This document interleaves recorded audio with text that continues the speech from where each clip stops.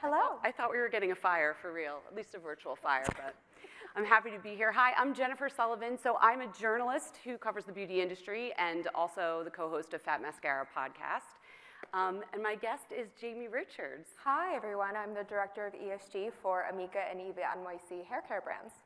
So we're going to get into exactly what Jamie does at her business. First, I want to tell everybody, you're going to have questions. We're talking about a lot of things. There's a QR code somewhere. There it is. If you use that, you can use the program Slido to submit your questions. So at the end, I'll be able to see all the questions, present them to Jamie, and make sure they get answered. So we're saving some time at the end for that. So make sure to use that QR code and ask the questions. So are we the first beauty chat at Climate Week? I feel like we are, yes? I believe so. You know, when I attended Climate Week last year, all I wanted to do as a sustainability professional in the beauty space was to attend a chat on sustainable beauty, and I could not find one. And so we are answering the call today and talking about how you can integrate ESG into your beauty and personal care brand, no matter the size of company that you are. You know, you don't need to be a large beauty conglomerate. You don't need to be consciously founded. You can integrate ESG within your brand, and we hope to provide some tools, pathways, navigation on how to do that today. Maybe first we should start with what is ESG. I realize a lot of people in the audience might know, but we have some newbies, and especially beauty care companies who want to start doing this. What is ESG? Right, yeah. So ESG is environment, social, governance. And so it's really looking at the relationship between these three different principles. So environment, probably the most self-explanatory, where we're looking at planetary, bounds, looking at emissions, material analysis, packaging, ingredients, things of the sort. Social, we're looking at community connections. So whether that's within your own workforce or whether that's, out with contract manufacturers or even where you work. We work in Brooklyn. What is that direct community that we're, interacting and affecting?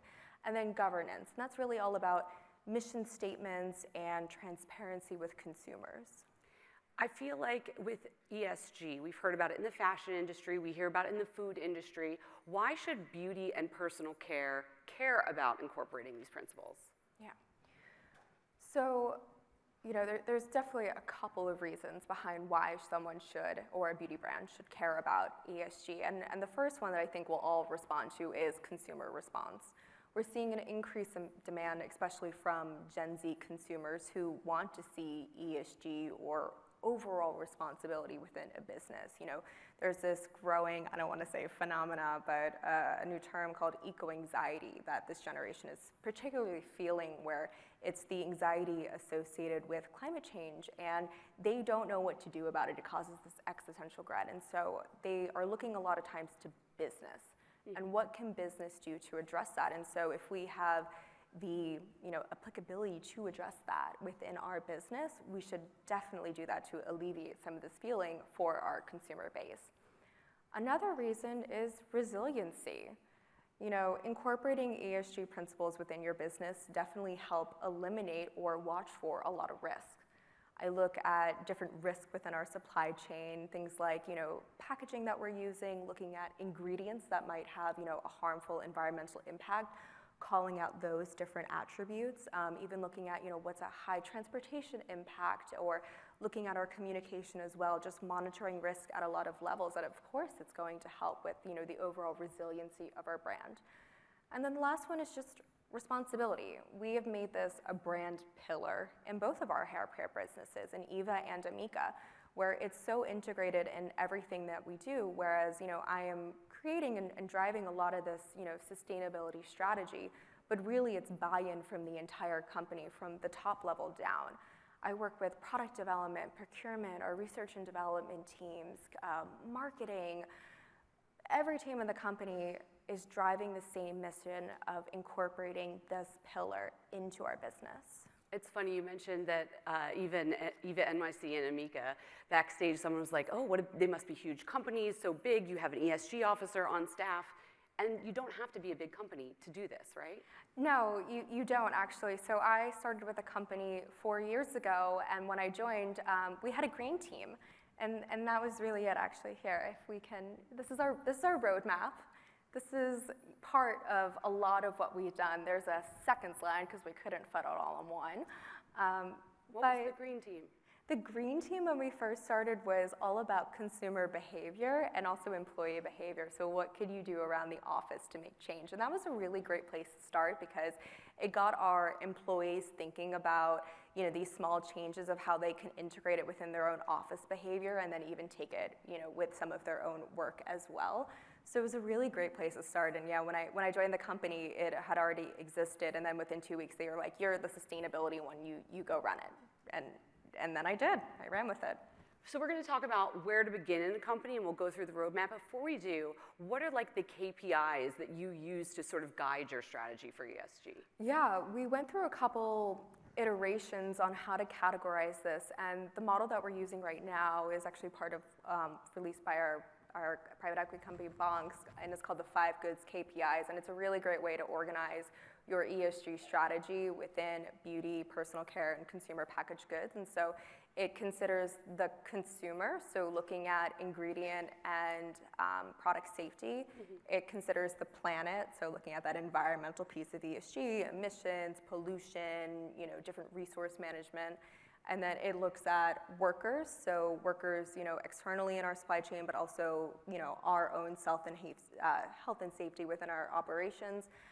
Looks at governance, so again, that transparency piece. And then our last good is good for corporate social responsibility, which is really all about the partnerships that we build. So whether that be charitable, philanthropic, looking at that. And we want to get into some of the partnerships that you've built since you've been at Eva NYC. Before we do that, this whole where to begin, this looks very daunting to people, yes. especially smaller companies, I'm sure of that. When you first took over this position and started working on ESG, where did you start? Like, did you have data? Did you come up with this map? What's the beginning point? Yeah, I didn't really have anything, to be honest. We were building it, what is the term, building the plane while it's flying sort of thing. We decided to start with a partnership. So our first partnership was with TerraCycle because we wanted to, you know, make a statement that we were dedicated to responsibility and ESG, but we didn't have, you know, the resources at the moment, or honestly the data, because there's so much data that goes into this, to make an immediate change. And so to make a statement, it is really nice to, you know, engage in a partnership or a program. And so TerraCycle was kind of that double edge of both of them, right? And so it's a recycling program that gives end of life to difficult to recycle products like pumps and caps, which are, you know, in a majority of our product line. And so to immediately have something ESG out there was really great, and a great way to, you know, stay authentic while you're still trying to build your internal processes. And when you say you made that partnership and it made a statement, do you mean for consumers because they immediately saw it mattered, or to your third-party suppliers? Who did it make a statement to? It was kind of all stakeholders, I would say. It definitely made a statement, I would say, the most to consumers because it was a program specifically for consumer engagement. But I think it made a statement to our entire stakeholder community, the fact of we are making this investment. What about internally? Was there like, oh, okay, we've got Jamie now and she's doing this thing and I got to get my packaging like There was a lot of excitement. I mean, there definitely, I think in the first couple of days, I felt a little bit like a police officer being like, no, that's not good for the environment. But, you know, it definitely evolved into more conversations as we started to integrate these principles. And honestly, one of my proudest moments in the company, because we did a lot of education throughout this as well within our different departments of understanding these principles and how to integrate them, was a conversation I overheard was, oh, we need to use this material because Jamie said that this one was more environmentally preferred. You can go check with her, but I already know. I looked at the assessment. And that was a moment where I was like, oh my gosh. My work here is done. We're good. Absolutely. No, that must have been really rewarding. So you want to make these partnerships because they make a statement, and when you're starting out, I imagine doing an assessment of some sort is also helpful? Oh, yes. And that first assessment is daunting, but it really sets your baseline. You can look at a couple different assessments. Something that's honestly kind of difficult working within beauty and personal care is there's not a specific assessment for us to follow. Some of you might be familiar with, you know, ISO, GRI, SASB, TCFD, all of those lovely little acronyms that we like to throw around in the industry. And really a lot of them are targeted towards more financial companies. And so when looking at some sort of standard for myself to follow, I started looking at retail certifications with the retailers that we use, and more specified, certifications like climate neutral for carbon emissions and B Corporation for an overall company certification. And when you're choosing these certifications to do the assessment, is that because getting the certification will give you like a way to work backwards as to what goals you need to reach, or is that not how it works? That is initially how I started. Yeah. That's not the case anymore because we're more set up, and if anything, it could be an additional validation, something that we're already doing that I'm like, oh, I can get the certification to, bring more validity to the work that I'm doing. But in the beginning, it definitely set up my goals. That's actually how I use B Corp certification.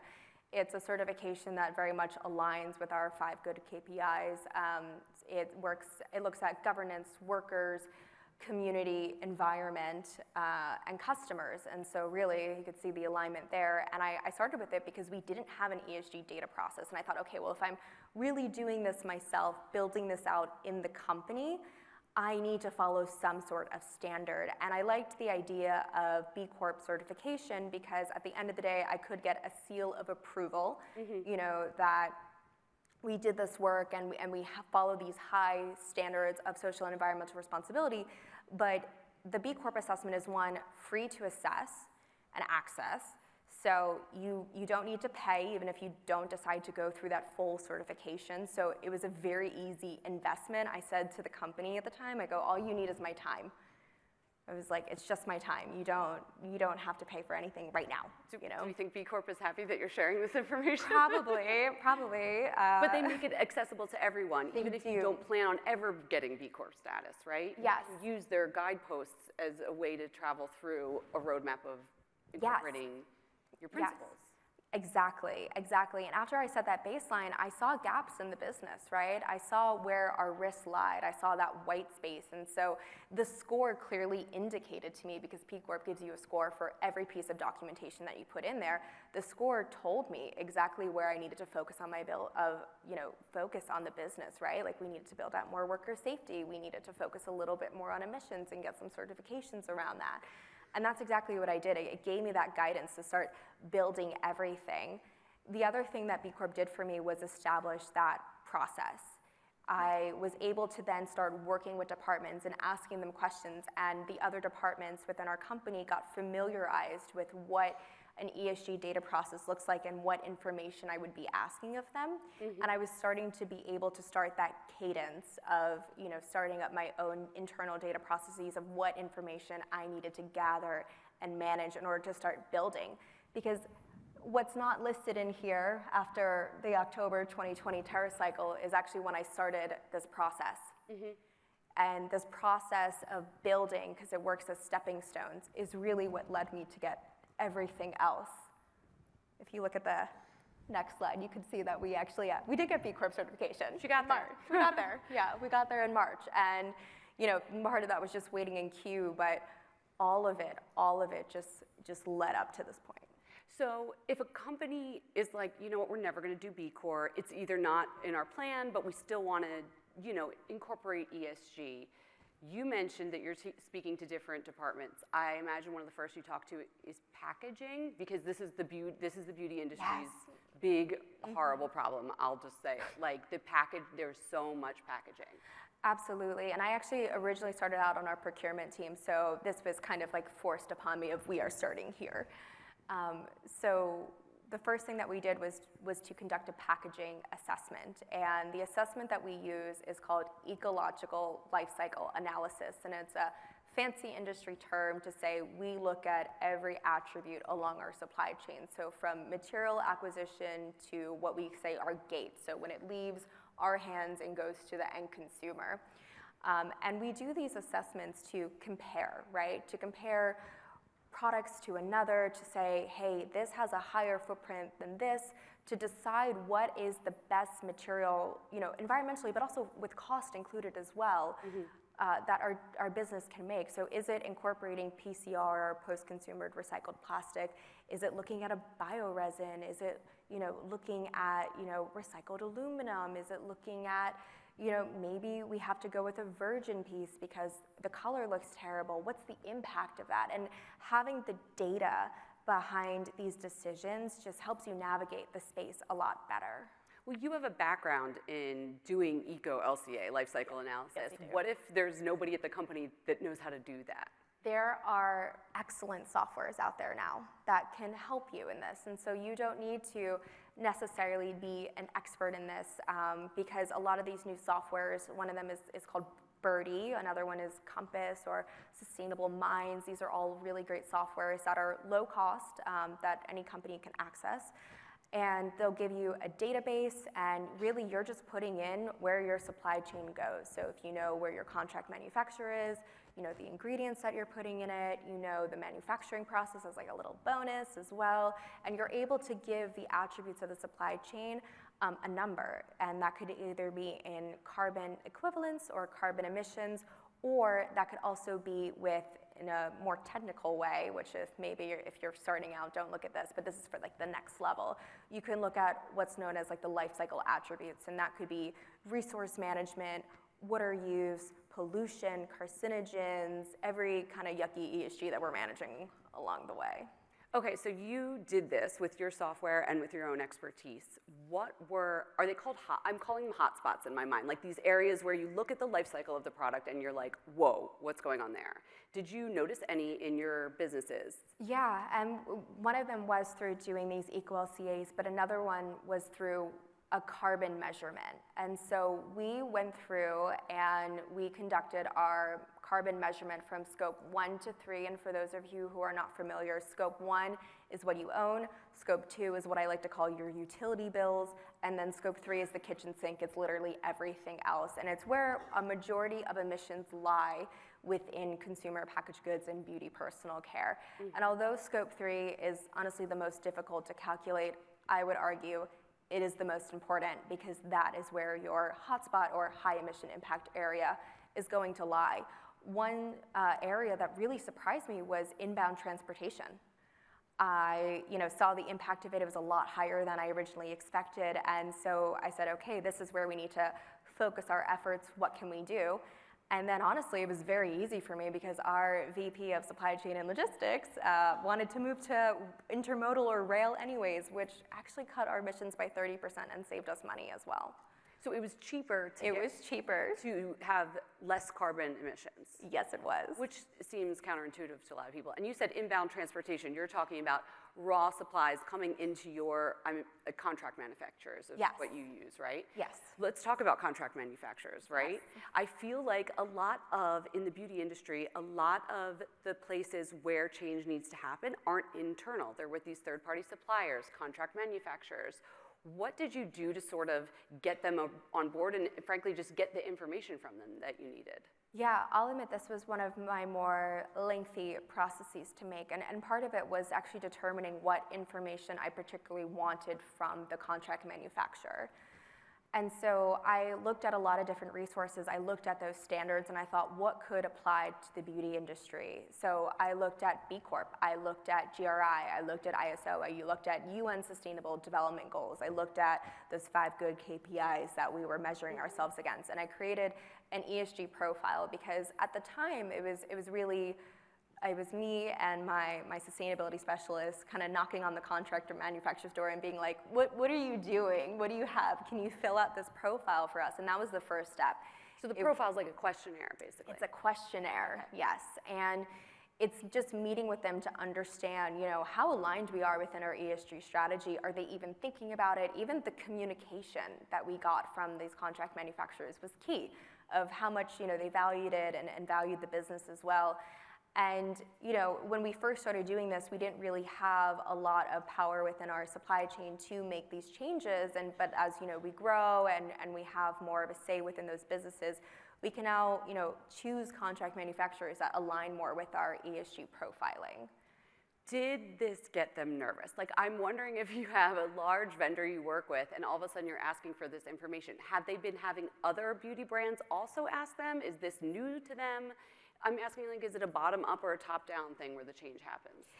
It kind of depended actually on which manufacturer we're working with. So some of them were like, oh yeah, we have this, and they handed me the full profile right away. And some of them were a little bit earlier on in their journey, but I will say that while some of them were a little nervous, all of them were pretty receptive to at least the communication piece of it, as well as wanting to work with us to say like, hey, we need to figure out more about this situation. I mean, we're looking at it again right now of even how to improve this process and iterate with these partnerships. If they're handing in a questionnaire and they know the numbers aren't good on it, I'm curious, are they thinking, I might lose this business? Is this a change needs to happen at their level too? It's further behind. I would say that the change is absolutely coming, but they definitely still have a grace period to catch up comparative to some of the other pressure that's being put on the beauty industry right now. But even you asking them, I guess, gets in their heads that this is time for us to also make a change. Yeah. While we're waiting for those changes to happen from third-party manufacturers, suppliers, raw material suppliers, a lot of brands think about carbon offsets. Paying to lower their carbon emissions. Can you explain what that is and how you feel about it? I know this is a contentious point for a lot of people in this industry. Yeah, they definitely have had a moment, I will say. Carbon offsets, let me actually back up for a sec. So the whole principle behind ESG is really about this idea of progress over perfection. And using carbon offsets is a piece of your progress, not a piece of that perfection. And carbon offsets, they're really great to use for things that you don't have control over in your supply chain. So specifically looking at, I need to ship ocean freight, right? And I don't have access to an electric vehicle ocean freighter. Does that exist? I probably should look that up. But it's good to use carbon offsets to mitigate that kind of impact where you don't have control right now. However, if you're going to use these carbon offsets, they should not be a crutch. You need to really navigate the space and look for standards and look for different certifications if you are going to utilize them. Some of the scrutiny in using carbon offsets were because some larger players, just cross-industry, picked some projects that were not currently still in use, basically. Like the offsets were already given out, the project was closed, but the offsets were still being given. Oh, lovely. And yeah, that's where the scrutiny came across. So if you are going to use carbon offsets, which again, they're great, you're typically donating to reforestation, renewable energy, even carbon capture, some really cool innovative products. So I wouldn't say be scared of them, just be cautious of them. Look for things like Verified Gold Standard, American Carbon Registry. There's a lot of different standards that you can look at. We are climate neutral, a carbon neutral certification certified, and they do require offsets, but they have a pretty rigorous standard that you need to follow when purchasing your offsets. And I would say, look to that standard, it's a great one. It also considers even what's called the vintage year. The vintage year is when you're allowed to start, purchasing the credits from these offset projects, and then when they're also retired. And sticking to the more relevant vintage years, looking at these certifications, you can absolutely utilize these and navigate the space. This goes back to using those certifications to your advantage, because you just said you got climate neutral certified. I imagine in order to do that, you want to be using the offsets that they have already okayed and said are good to use. So it's helping you to get that certification, right? Yeah, I would say that in this space, certification, great tool, because it brings validity to your work. Navigating the ESG space sometimes feels really uncertain because there's not a lot of standards created. We're creating them right now. Mm-hmm. And so adhering to a certification brings consumer trust because, it shows that you did adhere to some sort of industry standard, whether that be climate neutral, B Corp, a retail certification. But it also shows that maybe you went through some sort of third-party verification as well, because on top of our climate neutral certification, we additionally go through a greenhouse gas inventory audit just to make sure that we've accounted for everything properly. These businesses are growing and it can be difficult to manage the data, so even having that additional check to let our consumers know and even let our stakeholders know as well, that we've really done our due diligence around this work is incredibly important during this time when standards are evolving. And when there's some distrust. Well, I want to talk to you about greenwashing a little bit on that note, but maybe we can bring back up the roadmap you had, because I feel like it's a conversation that happens in all aspects of the business. Yeah. Or maybe we can't bring it up. We'll just talk about it. So, okay, here it is. Hi. It's the end of it, yeah. You worked so hard on it. So greenwashing, there's this consumer distrust, but I know within the industry as well, people are worried that by buying carbon offsets or by getting the certification, you just paid to give yourself a free pass. Yeah. And I'm not saying your brands, but like that's the feeling sometimes. Do you worry about greenwashing with your consumers particularly, and how do you mitigate that worry? Yeah, so it's definitely something that we're always talking about and especially always really careful about, especially, as there's new guidelines coming out. Some of you might be familiar with the FTC guidelines that are coming out right now, and there's a lot of conversation around how to avoid greenwashing within these particular standards. But my three tips for greenwashing are normalize the conversation with your consumer. Don't just announce, once a year that you're sustainable. It doesn't come off as authentic. I have April or whatever. What's Earth Month? It should Earth be every Month. month. Yes. Yeah, Earth Month is every month at Amika Eva NYC, but it's really looking at having conversations not just externally with our consumers but also internally as well, and just normalizing this conversation. Mm-hmm. I think one thing I always think of this continued education piece is like a couple years ago within skincare, no one knew what hyaluronic acid was.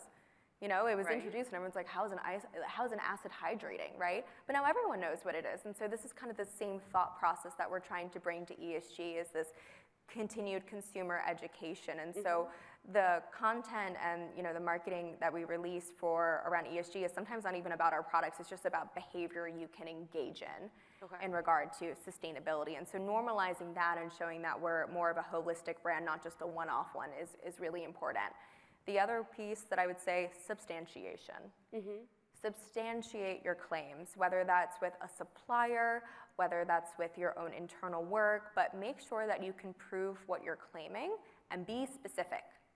It is much better to say, my packaging is 70% less carbon emissions than our previous plastic packaging, as long and winded as that sound, then this is more sustainable.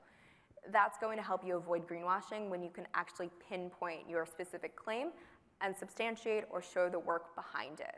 Are you finding that consumers appreciate that level of specificity? Are they going on the website and looking for those numbers?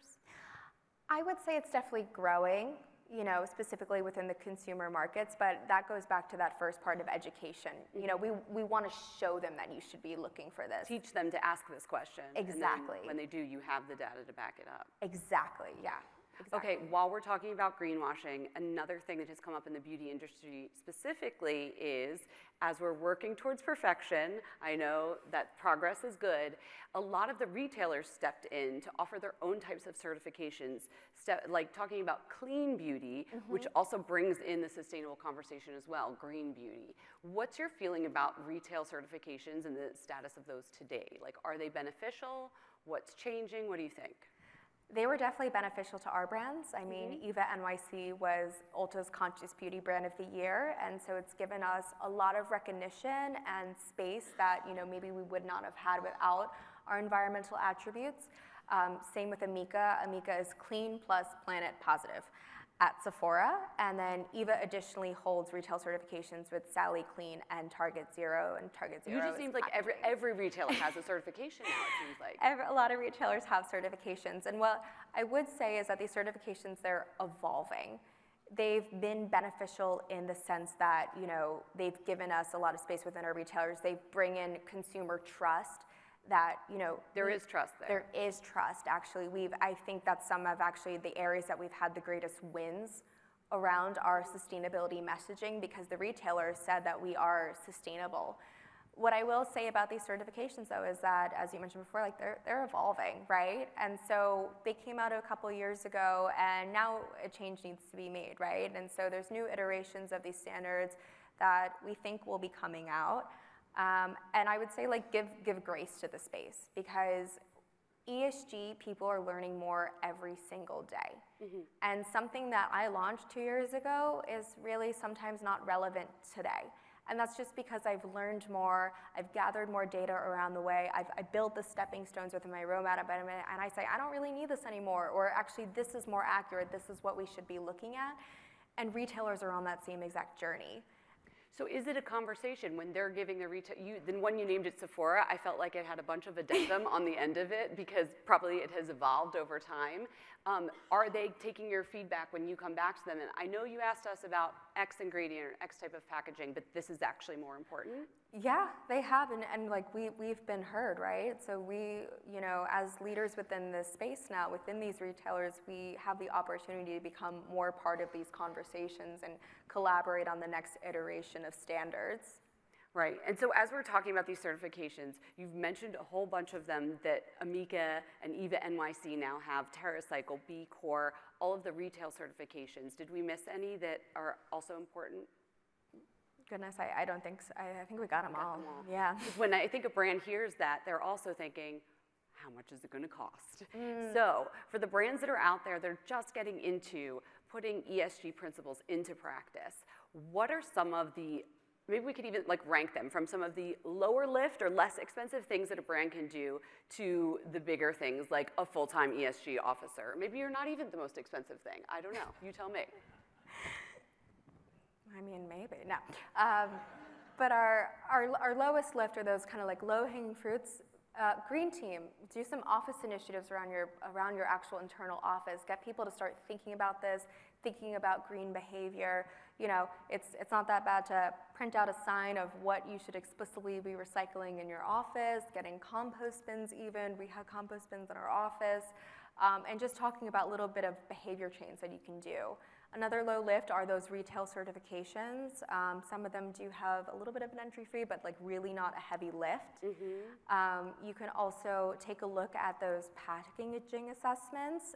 This kind of gets into that medium area, but I will say that contract manufacturers are, you know, getting more comfortable with the idea of people asking for PCR, and a lot of these molds have already been made. If you're in that space of contract manufacturing, you know what I'm referring to. And so it's not as much of an investment as it might have been. To switch your packaging over, like say you're plastic and then you're switching to a PCR. Like, yeah, or like a compostable or something. Could that save money in some cases? Not yet. Not yet. Transportation, though, that's another one where... Transportation, in the medium lift. Yeah, in the medium lift. Well, for us, probably the lowest lift because it saved us money in the end term. So looking at your transportation, conducting that original assessment using B Corp free tool, go out and seek it. And a lot of these standards, with the exception of, I believe, ISO, these are all free to access if you're interested in looking at other industry standards to familiarize yourself with them, also free to access. Looking at that kind of higher end would definitely be at carbon offsets, but I would also say it definitely varies, you know, depending on the emission impact of your company. It ranges, right? So if you have, you know, maybe not the best carbon impact practices, you'll have to pay more in offsets. But if it's lower and you have a reduction plan in place, which is really where you should focus your efforts, this reduction plan, then this might not be a heavy lift for your company, right? And the last one, I would say, partnerships. You know, partnerships can be a really great investment, but I would also say, again, it depends on what your company can give, right? Some of them might have a set program, like TerraCycle did, of this is the cost of the program, this is what you have to pay, the standard for everyone. But then a lot of them are actually based on the revenue of your company, or they're based on what you can give right now. Some really great partnerships for if you're starting out and you're looking, you should check out, you know, TerraCycle or Pact. 4 Oceans is really great. That's a give what you can. Rainforest Alliance as well. What does 4 Oceans and Rainforest Alliance do? 4 Oceans is a certified ocean cleanup partner. This is actually a very cool partnership. And they actually pay fishermen who have not been able to fish because their waters are so polluted, and they give them a salary to then go fish the plastic, and then the plastic is fully recycled, so you actually sponsor a cleanup. And you can give as much as you can. And the same with Rainforest Alignment. So you could be a corporate partner to them in many levels. Okay. Yeah, many levels. And then even looking at, you know, different local charitable givings as well. One of my favorite partnerships is with our brand Eva NYC, and they partner with Green City Force, which is an AmeriCorps. And, you know, while we give to them monetarily, we also give our time. We volunteer with them. We do, you know, career days with the cohort members who are graduating to, you know, get them set up to go out and interview for their next step. And so I would say that, you know, while partnerships can vary on the very expensive end, it could also just be a time commitment of your employees as well. I mean, that's a low lift to most It's a brands. very low lift. Maybe I should have started with that one. No, it's a great one. And the other one you mentioned but didn't explain was the Rainforest Alliance. What do they do? Yeah, really conservation of rainforest, and that's another one. You can literally give $1. Well, maybe I suggest your company doesn't just give $1, but maybe as a person you want to. But you can give $1, you can give $100,000, whatever you want to give, you can. So as everybody's there's a lot to think about, a lot to bring back to the beauty brands that I hope are listening to this. What would be some of the takeaways that you would tell people? My takeaways would be normalize the conversation. Start educating not just your consumers, but your employees as well. I'm now in a position at the company where I have a seat at the table, and so, we're able to do this, widespread education. But I used to just during our company meetings be like, today we're going to learn about carbon emissions. And they would sit through the session and they would learn about it. And we did that a lot. We would do recycling 101 and how to navigate the recycling. Did you find there was a need for that? There was a need for that, yeah. And people were really responsive. There were a lot of follow-ups. People were engaged because I think that it's such a new space and people want to know how to navigate it, especially as it becomes more relevant within their business, right? My next one would definitely be, get that baseline data. Find the white space in your business. Don't worry about having it perfect, but understand where you want to go. The benchmark. The benchmark, Got it. Yeah. So you can define and you can have more of a roadmap because, as you can see, there's so much to cover in this space that I feel like sometimes it almost feels like you're trying to hug it all and you're trying to wrap your arms around it, but it can be really difficult to do if you don't know where you're starting out. And my last one, again, I'm going to say it again, it's the progress over perfection, which really goes again to don't worry about being perfect. I was talking with some other climate professionals before of this new term called green hushing, because people are so scared to share what they're doing now. And I would say don't be scared. It's so much better to because do just something. saying the little bit of good then brings in the people saying that's not enough good. Is that what you're talking about? Yeah. And there's then we won't be talking about it. I know. So there's no green hushing. No green hushing. But it is so much better. I'll end with it is so much better to just do something over nothing. And once you start that first thing, you get to build your steps. I mean, you saw the roadmap. It looks like a lot, but that was 4 years of work. And it was a lot of little steps that led us to the next and the next and the next along the way. That's great. I have some questions from the audience for you. One I also had myself was when we talked about the life cycle assessments. Did Eva NYC and Amika work with a third party to do those, or did you do those? So one of the reasons why we're actually able to start these off quite immediately is because my background is in sustainability metrics, so part of the degree that I left university with included knowledge on sustainability metrics. So no, we did not work with a third party. There are third parties out there who can assist in these eco-LCAs, but because I had the knowledge to do it myself, I said, all you need is my time. How long did it take? Cindy wants to know. We'll find out, Cindy. Cindy, how long did it take? It took me a while to get every product along the way, but I will say that, unless you are working with a third party, you can, I would say, rely on a software, and it will take a lot less time. And these softwares, they're valid. They have really great databases. They're constantly being updated. Don't be afraid to rely on these. They're quite accurate based on your differentiating supply chains within this consumer packaged goods space. And with that, I mean, gosh, I think sometimes it takes me 10 minutes to do an assessment if I know all of the factors involved. Okay, good to know. Does the Eco Beauty Score mean anything to you? Yes, we okay. are. Well, then I will ask you this question. When do you expect to see it implemented, if at all? Yeah, we are looking at implementation of the Eco Beauty Score Consortium in the end of 2023. What is that for people who might not know? Yes, the Eco Beauty Score Consortium is a coalition of, oh my God, almost every beauty brand is a beauty brand. And it's standardizing these ecological life cycle analysis. So it's bringing that industry standard on a global level. And you'll be in 2024 is what you said? End of 2023, the first iteration of the tool is supposed to be launched. And it's one of these eco-LCA tools. It's supposed to be very user-friendly. So again, if you're not an expert, you'll be able to access this as well. Got it. And it also comes with a wide range of database. And I think what's so interesting about Eco Beauty Score is that it actually takes our real industry data and it puts it in the tool. So it's going to be quite the assessment. It's going to be very cool. I'm geeking out over it. I'm excited for that, truly. We talked about retail certification. Someone's asking, what is the role specialty retailers like a Sephora or whoever play in encouraging or mandating brands to adopt ESG? I think we talked about we were encouraging them, but do you find that those retailers are encouraging brands that might not be as far ahead as Amika and Eva are? Yeah, and I think it's honestly, even with the release of these guidelines, especially, maybe some of the more evolving ones that we're going to see coming out, because it's going to drive that industry change, right? Like, brands want to be a part of these programs. It gives you additional marketing opportunity. It gives you additional, possibly even like shelf space or an end cap, right? You get a differentiation seal on the website as well. There's a lot of marketing benefits that come with these programs. And so, wanting to adhere to these guidelines will just advance your company as is. So even just releasing these kinds of standards pushes the industry ahead. Okay, I have a question from Sarah, who might have some issues with her third-party suppliers. I don't know what's going on here, but how do we ensure that they're giving us the truth when you hand out those profiles? It's a great question. Yeah, in-person audit. That's the solution. Have you gone that far with your companies? We have not yet, but it is our next step. We'll be conducting third-party audits to validate the information. Okay.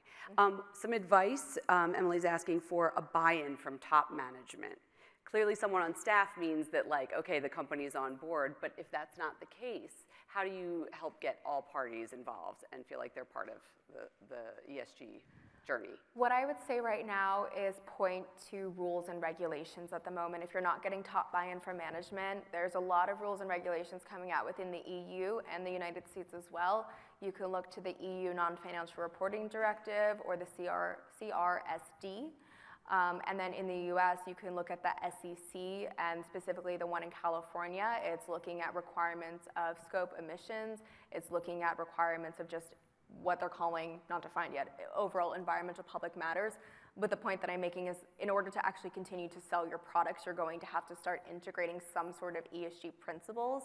To be honest, for Eva NYC and Amika, these standards have been a non-issue because we're ahead, and I saw them come out and I was like, we're good, here's our documentation. But for other companies, this could be a really great driving point to get that top-level management. Okay, we have another question about ESG compliance worldwide, because it's often high in centers in Western business practices, like organic certifications. Do you have any non-Western suppliers, and how have they reacted to some of these standards? We've actually, funnily enough, with our non-Western suppliers, have actually had some more compliance in the area. Amazing. There was some more, in these specific countries where we were manufacturing, they had some more government regulations comparative to our Western suppliers. So we actually had more buy-in, so I honestly might not be the best person to answer that specific question, because for us it was a bit of a breeze. It wasn't a problem. It was a breeze, yeah. That's good. What about consumer information overload? Do I like the product but not the process? Oh, I see what they mean. Like, do you find that to be an issue with your consumers? That they have too much information with regards to greenwashing, and they're like, I don't even know anymore, I'm going to go back to square one and not care at all? So my goal when I first started working within sustainable fashion and beauty, because this is honestly what I've always wanted to do, and I love consumers and I love buying, but there is exactly what this person is saying, a guilt associated with it, of like knowing too much, knowing the associated impact. And so what I'm really hoping for is honestly to drive more industry change, so there's more people like myself in other beauty businesses, right? And whether it's an ESG personnel, which I'm honestly not that expensive, going back to the ranking, it's way more expensive to continually hire out consultants. But the important piece of this is that I want you to be able to walk into a store and not have to worry about the impact, because I've already taken care of it for you. I've already done the work deep in the supply chain, which is where a lot of your emissions lie. And so I would say to that person, honestly, continue educating yourself. I hope they're not overloaded with information, but having the knowledge is having power to navigate this space. Because I hope that they'll be able to seek out brands like Amika and Eva NYC and others of the sort who are really taking a step in responsibility and doing the right thing, and start voting with your dollar that these are the principles that matter. And then the last question, I think this is a good one to end on. How do you plan to send the message that ESG is not just a temporary trend? Both to your suppliers, your consumers, stakeholders at your own company. What do you do to make sure that happens?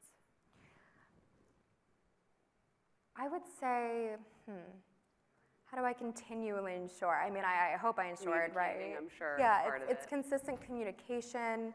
Thank you. Yeah, it's really educating that these principles matter, but it's also relying on that risk piece that I mentioned in the beginning of why this stays relevant. Which also proves your point. As these risks come Yeah. up, you can be like, we're on top of it. This is like the future of our business. I might as well get on board now. And we've had examples of that in our company already, where I'm like, look, we've already done this. We already adhere to it. We're fine. And then there's a sigh of relief, because there's a lot of stress that comes with, integrating ESG, because I think it is still, as I mentioned a couple times already, an unknown area. Yeah. And having someone like myself within the business to just navigate and dedicate my time has really caused just a lot of reduction of, oh my God, what is this within the company? Having that scientific background that honestly I do has been a real benefit to working in this brand, because I can immediately respond to those different risks we see in our supply chain. I can tell them, oh, don't worry about this, or maybe you have a year, you have a month, we need to handle this right now, that's high risk. And being able to navigate that space for the brand has, proven my worth and the worth of ESG time and time again. Well, Jamie, I hope we also alleviated a little bit of the, oh my God, what is this about ESG in the beauty industry, and that we'll have more beauty conversations during Climate Week in the years going forward. Thank you so much. Thank you. This was great.